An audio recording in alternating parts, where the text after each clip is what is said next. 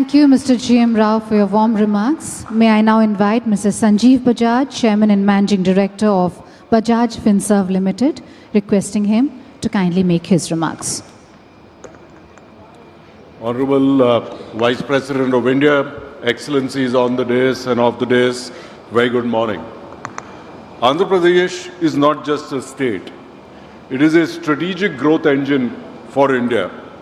With a nearly 1,000-kilometer coastline, robust infrastructure, and proactive governance, it has emerged as a gateway for trade, for technology, and digital and tech innovation. But for any developing economy, you also need a financial services system that keeps track with it. A system that is robust, that is inclusive, and that is modern. And that is where we at Bajaj Finserv come in with our presence across loans, across insurance, across investments. We look forward to enabling every Andhraite in their own journey. In this year, we hope to cover over 30 lakh Andhraites, individuals, small businesses through a variety of loans and insurance policies, disbursing over 15,000 crore just in this year alone, only in Andhra Pradesh. But as Bajaj, we also believe that as we get, so must we give. And for that, we have invested significantly in skilling our youth. Because we believe as we enable the youth of today, they are the ones who will realize our collective dreams of tomorrow. And Honorable Chief Minister, sir, last year when we met, I told you that we would like to set up a skilling center in Amravati. And I'm happy to say that in the last year, along with CII, the Rahul Bajaj Center of Excellence in Skilling, we have set up skilling and career counseling centers, not only in Amravati, but in Vijayawada, in Visakhapatnam, in Tirupati, in Sri City, and we will additionally do that in Rajamundry and a few other places in Andhra. We remain committed to working with you and your team so that collectively we can enable our youth, our small businesses to achieve their dreams. Thank you. Thank you, Mr. Sanjeev Bajaj. May I now invite Ms. Shobhana Kamineni, Promoter Director, Apollo Hospitals Enterprise Limited and Executive Chairperson of the Apollo Health Co. Limited, to kindly give her brief remarks.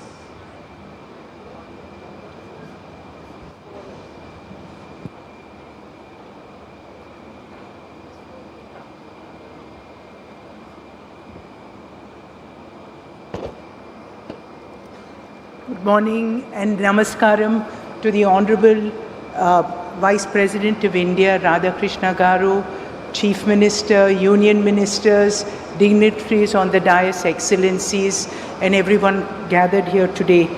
It's a privilege for me to be here today to talk about a subject very close to my heart, Andhra Pradesh, where I hail from, and Apollo Hospitals and our vision for the future.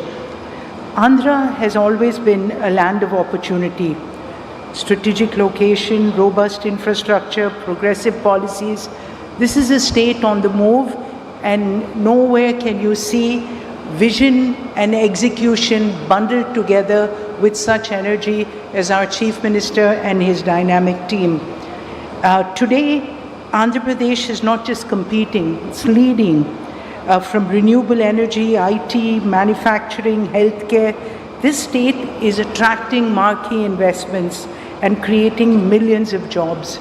It's a testament to its vision and agility. Healthcare in particular is a sector where Andhra Pradesh has made remarkable strides. The state's focus on improving healthcare indicators, expanding medical education, leveraging technology for rural outreach is commendable. Initiatives, sir, like the Dr. NTR Vaidya Seva and the telemedicine programs have brought quality care closer to communities. And as we look ahead, the demand for advanced healthcare infrastructure, specialized services is only going to grow. And this is where Apollo steps in. For over 4 decades, Apollo Hospital has been synonymous with world-class healthcare. Our mission has always been to make cutting-edge treatment accessible for every Indian. In this state, we're not just building hospitals, we're building a healthcare ecosystem. We have strengthened our presence in cities like Vizag, of course, Tirupati, Vijayawada, Chittoor, where we have hospitals, but we also have digital platforms. We're in districts, we're in villages of Andhra Pradesh, and this is a state where we have almost 21,000 people working in the Apollo family for this state, and these are all great jobs that are being created. Last night, and our telemedicine foundation during COVID and since the time that Chandrababu Naidu Garu started it, we've done over 20 million teleconsultations, and this will scale further and connect more people. We're also investing in next-gen healthcare solutions. This year, Apollo partnered with the University of Leicester to establish a Center for Digital Health Precision Medicine at Apollo University in Chittoor. And I must tell you again, our Chief Minister has actually pioneered the model of having more medical colleges. We were the first people that he offered the government medical infrastructure, the hospital, which we took over and built a medical college. This is really the vision for us when we say that India needs to create more jobs. And our Chief Minister's vision, last night he said, I want 250 million Indians to go abroad, not just the people that are there already, but we have to train this workforce. And these are the places. Healthcare provides great jobs, and Apollo hospitals will double down, sir. At least 10% of your vision, I think, will be trained from our state by us to be able to send to the world and for India. So our vision aligns so perfectly with Andhra Pradesh's ambition to become a $1 trillion investment destination.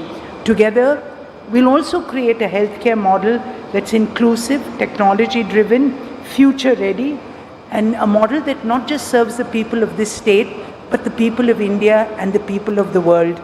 And we're committed to partnering with Andhra Pradesh. Sir, 4 years ago, I actually cycled 400 kilometers in this state when I was going from Hyderabad to Chennai. And I can't tell you, it's about the energy, the happiness of people that we continue to see every time we come back, my hometown in Chittoor, or wherever that we come, Vizag, all the places in Andhra. It's about when you have a happy state, when you have a hopeful state.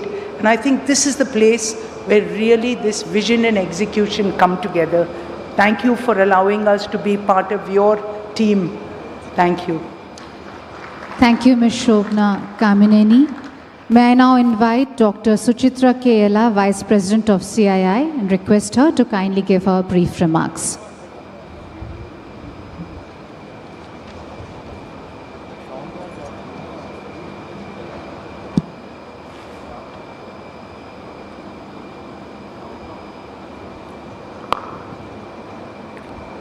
His Excellency, Honorable Vice President of India, Sri Radhakrishnan Avargal, Namaskaram. Excellencies on the dais, Honorable Chief Minister, and Excellencies of the dais and the dignitaries assembled here today. Namaskarams to all of you. It is both an honor and a privilege to address this inaugural session of the 30th edition of the CII Partnership Summit being held here in Vizag. This milestone marks 3 decades of collaboration, innovation, and shared vision. And today we stand here at the threshold of this golden opportunity. As we gather here today, we do at a time when global trade and cooperation landscape is undergoing profound changes. Geopolitical shifts, raising tariff barriers, and protectionist tendencies are reshaping the contours of international commerce, and trade. In this evolving environment, the resilience of industry becomes not just a measure of economic growth, but a reflection of the national capabilities and aspirations that we all have for us to achieve at 2047. India is responding to these global challenges with confidence and clarity. Our path forward is anchored in self-sustaining growth driven by two powerful pillars. India's target in achieving the 500 gigawatt of installed renewable energy capacities by 2030 is processing rapidly, and the 209 gigawatt already achieved as of January 2025. Together, manufacturing, energy form the backbone of India's self-sustaining growth story. Manufacturing strengthens the domestic capabilities and the global competitiveness, while clean energy ensures that progress remains inclusive and sustainable. Let us remember that Atmanirbharta, or self-reliance, is not about isolation.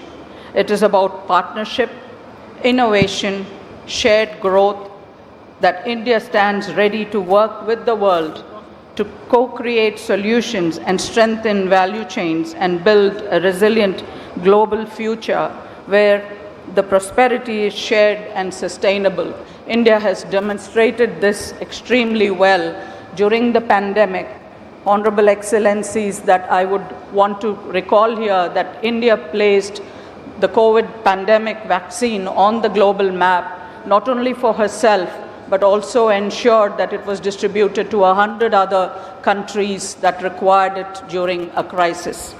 And that seeds were laid by none other than the Honorable Chief Minister going back to 1996 when Genome Valley was created in the erstwhile Andhra Pradesh at Hyderabad.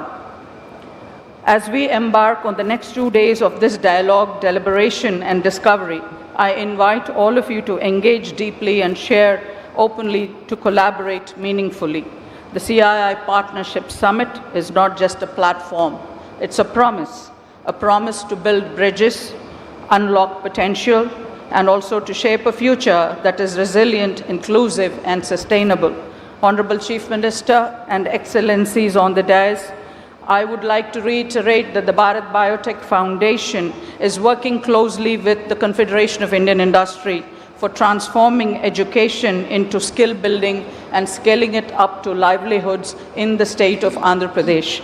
Namaskarams, Jai Hind. Thank you. Thank you, Dr. Suchitra Kela, for your warm remarks. May I now invite Mr. Amit Kalyani, Vice Chairman and Joint Managing Director at Bharat Forge Limited, to kindly give his remarks.